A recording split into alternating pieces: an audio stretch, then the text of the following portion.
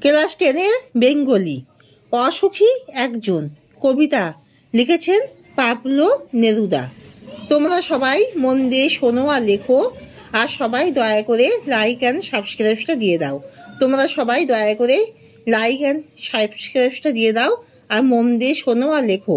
প্রথমে তোমরা সাবস্ক্রাইবটা দিয়ে দাও, দিয়ে তোমরা মন দিয়ে শোনো আর লেখো।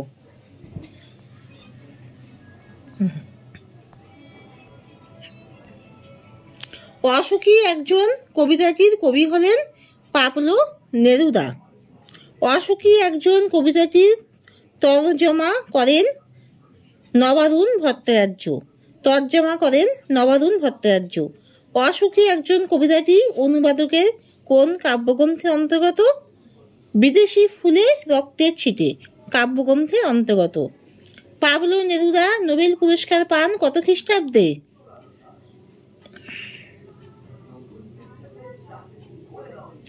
পাবলো নেরুদা নোবেল পুরস্কার পান স্প্যানিশ সাহিত্যে রূপকার হিসাবে।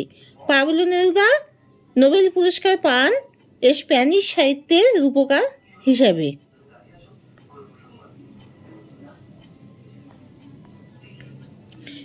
স্প্যানিশ সাহিত্যের রূপকার হিসেবে।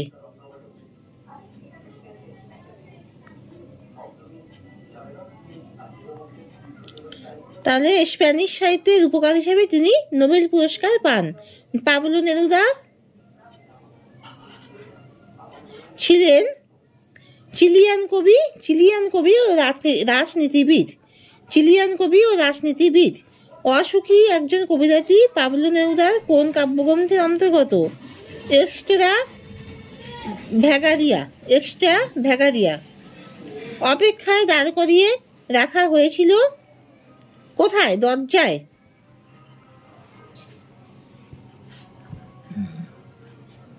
পাবলো নেরুদার প্রকৃত নাম কি? নেফতালি রিকার্দো রয়েস বাসোয়ালতো। সে জানতো না সে হলো কে, কবির ভালোবাসার জন। অসুখী একজন কবিতায় একটা কি চলে গেল বলতে কবি কোন জন্তুর উল্লেখ করেছেন? কুকুর চলে গেল। সে জানতো না, সে কি জানতো না? কথক আর কখনোই ফিরে আসবে না। অসুখী একজন কবিতায় কবি কটি সপ্তাহ কেটে যাওয়ার উল্লেখ করেছেন? একটি সপ্তাহ। অসুখী একজন কবিতায় কে হেঁটে চলে গেল? গির্জার এক নান। অসুখী একজন কবিতায় কবি পরিত্যক্ত রাস্তায় কি জন্মানোর কথা বলেছেন? কবি পরিত্যক্ত রাস্তায় ঘাস জন্মানোর কথা বলেছেন।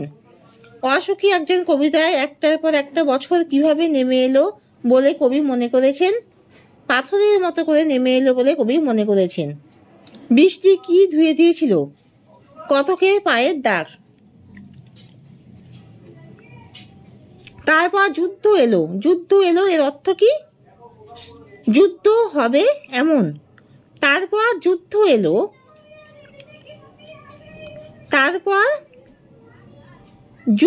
এলো,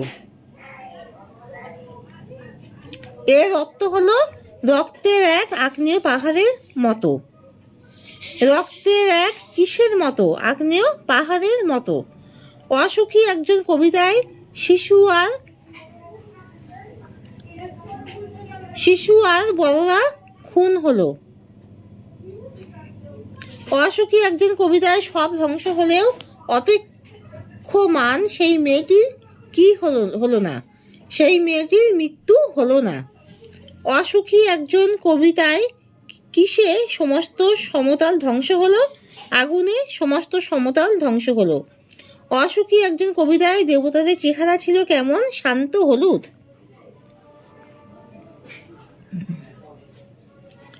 অসুখী একজন কবিতায় শান্ত হলুদ দেবতারা কত বছর ধ্যানে ডুবেছিল? 1000 বছর ধ্যানে ডুবেছিল।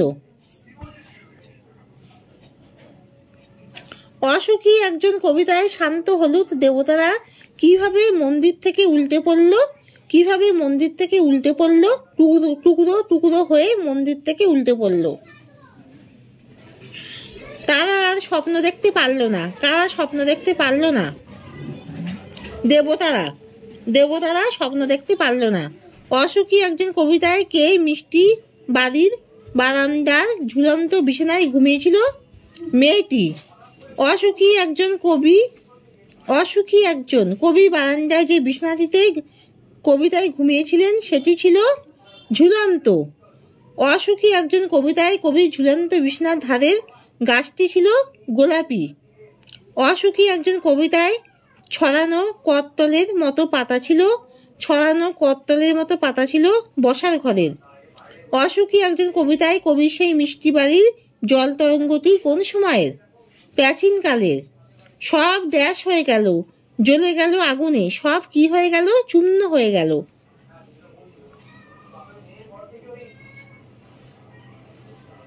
অসুখী একজন কবিতায় যেখানে শহর ছিল সেখানে ছড়িয়ে রইল কাঠ কয়লা। দোমড়ানো লোহা, মৃত মূর্তির বিভৎস মাথা, মৃত মূর্তির বিভৎস মাথা পাথরের। অসুখী একজন কবিতায় শহর ধ্বংসের সঙ্গে সঙ্গে রক্তের দাগের রং হয়েছিল। অসুখী একজন কবিতায় শহর ধ্বংসের সঙ্গে সঙ্গে রক্তের দাগের রং হয়েছিল কালো। অসুখী একজন কবিতায় সেই মেয়েটির যার জন্য অপেক্ষায় রত ছিল সে ছিল কবি। আমি তাকে ছেড়ে দিলাম, আমি কে?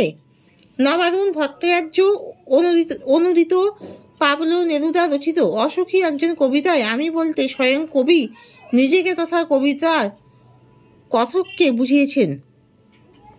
কবির অপেক্ষায় কে দাঁড়িয়েছিল? অসুখী একজন কবিতায় কবি যেদিন নিজ বাসভূমি ছেড়ে চলে যান সেদিন তার প্রিয় নারীটি দরজায় অপেক্ষায় দাঁড়িয়েছিল।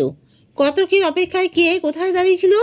প্রখ্যাত চিলিয়ান কবি পাবলো নেরুদার অসুখী একজন কবিতায় কতকের অপেক্ষায় তার প্রিয়তমা গভীর প্রত্যাশা নিয়ে দরজায় দাঁড়িয়েছিল। অসুখী একজন কবিতায় কথক অপেক্ষারতাকে ছেড়ে কোথায় চলে গেলেন? পাবলো নেরুদার অসুখী একজন কবিতায় কথক দরজায় অপেক্ষারতা প্রিয়জনকে দাঁড় করিয়ে রেখে বৃহত্তর স্বার্থে দূর থেকে দূরে কোনো স্থানে চলে গেলেন। অসুখী একজন কবিতায় কে ফিরে আসার কথা জানতো না? পাবলো নেরুদার অসুখী একজন কবিতায় দরজায় অপেক্ষায়রত কথকের প্রিয়তমা সেই নারীটি জানতো না যে তার মনের মানুষ আর কখনো ফিরে আসবে না।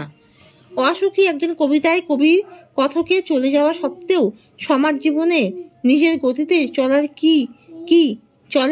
কি অনুষঙ্গ কবিতায় উল্লিখিত আছে। নেরুদার অসুখী একজন কবিতায় কথকে চলে যাওয়া সত্ত্বেও সমাজ জীবন আপন গতিতে বয়ে চলার অনুষঙ্গগুলি হলো একটি কুকুর চলে গেল, হেঁটে গেল গির্জার এক নান। অসুখী একজন কবিতায় কবির পায়ের দাগ কিসে ধুয়ে গিয়েছিল? নেরুদার অসুখী একজন কবিতায় কবির পায়ের দাগ বৃষ্টিতে ধুয়ে গিয়েছিল। স্মৃতির মলিনতা অর্থে উপমাটি ব্যবহৃত হয়েছে। অসুখী একজন কবিতায় কবি পরিত্যক্ত রাস্তায় কি জন্মানোর কথা বলেছেন? অসুখী একজন কবিতায় পরিত্যক্ত রাস্তায় কবি ঘাস জন্মানোর কথা বলেছেন। সময়ের সঙ্গে স্মৃতির ফিকে হয়ে যাওয়া বোঝাতেই শব্দগুলো ব্যবহার করা হয়েছে। নেমে এলো তার মাথার ওপর। কার মাথার উপর কি নেমে আসার কথা বলা হয়েছে? পাবলো নেরুদার অসুখী একজন কবিতায় কথকের জন্য অপেক্ষা করতে থাকা তার প্রিয়তমার মাথার উপর পাথরের মতো ভারী একটার পর একটা বছর নেমে এলো।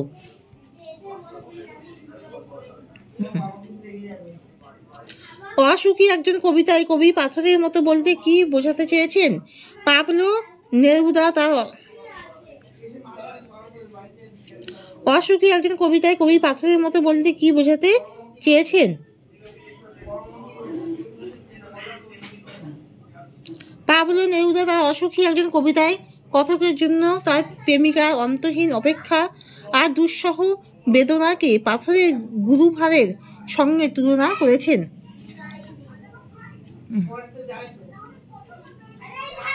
তারপর যুদ্ধ এলো কোন কবিতার লাইন? যুদ্ধ এলো এর অর্থ কি?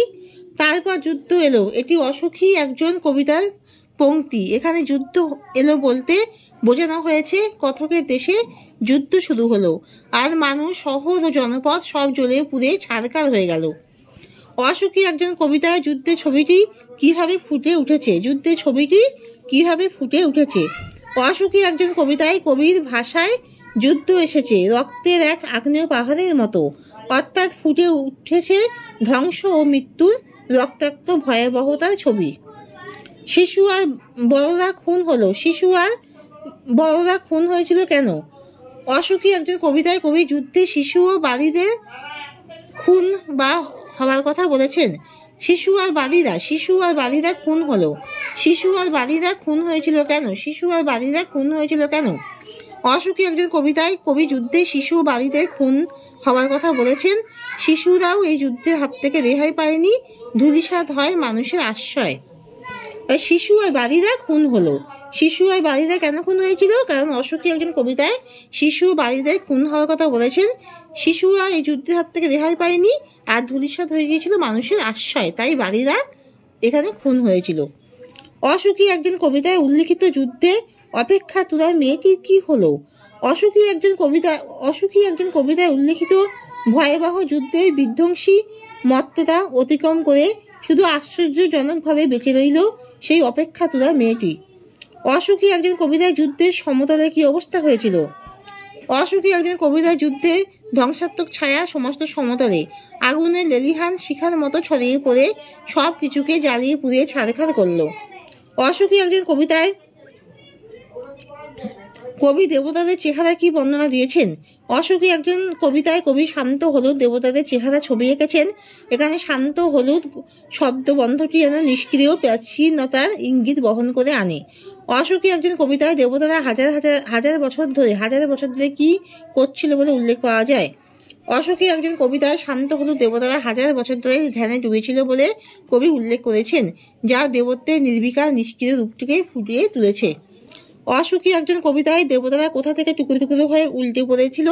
অসুখী একজন কবিতায় যুদ্ধের অভিঘাতে হাজার বছর ধরে ধ্যানে ডুবে থাকা দেবতারা মন্দির থেকে টুকরো টুকরো হয়ে উল্টে পড়েছিল। তারা স্বপ্ন দেখতে পারল না। তারা বলতে কাদের কথা বলা হয়েছে? অসুখী একজন কবিতা থেকে গৃহীত তারা স্বপ্ন দেখতে পারল না পংক্তিতে তারা বলতে শান্ত হলুদ দেবতাদের কথা বলা হয়েছে। অসুখী একজন কবিতায় কবির বাড়িটি কেমন ছিল? অসুখী একজন কবিতায় কবির বাড়িটি ছিল মধুর স্মৃতি ও স্বপ্ন বিজড়িত, অর্থাৎ বাড়িটি সম্পর্কে এখানে শৈশব কৈশোরের আকর্ষণজনিত আবেগ, কৈশোরের আকর্ষণজনিত আবেগ ও আবেশ প্রকাশিত হয়েছে। অসুখী একজন কবিতায় কবির ঝুলন্ত বিছানাটি কোথায় অবস্থিত ছিল? অসুখী একজন কবিতায় কবির মধুর স্মৃতি বিজড়িত মিষ্টি বাড়িতে ঝুলন্ত বিছানাটি বারান্দায় অবস্থিত ছিল। অসুখী একজন কবিতায় কবির স্বপ্ন বিজড়িত বাড়িটির পরিবেশটি কেমন ছিল? বাড়িটির পরিবেশটি অসুখী একজন কবিতায় কবির স্মৃতি বিজড়িত বাড়িটিতে গোলাপি গাছ ছড়ানো কত্তলের মতো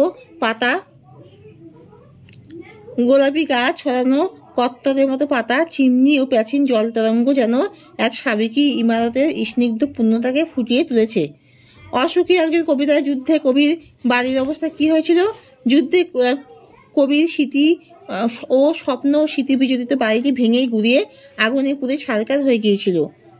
অসুখী একজন কবিতায় কবির বাড়িটি ছাড়াও আর কি ধ্বংসের উল্লেখ পাওয়া যায়? কবির বাড়িটি ছাড়াও সম্পূর্ণ শহরটি ধ্বংসের উল্লেখ পাওয়া যায়। অসুখী একজন কবিতায় যেখানে শহর ছিল সেখানে যুদ্ধের ফলে কি কি ছড়িয়ে রইল? অসুখী একজন কবিতায় যেখানে শহর ছিল সেখানে যুদ্ধের ফলে কি কি ছড়িয়ে রইল? অসুখী একজন কবিতায় যেখানে শহর ছিল সেখানে যুদ্ধের পথ ছড়িয়ে রইল, কাঠ কয়লা দমড়ানো লোহা, মৃত পাথরের মূর্তির বিভৎস মাথা আর পোড়া শুকনো রক্তের কালো দাগ। এখানে শেষ করছি।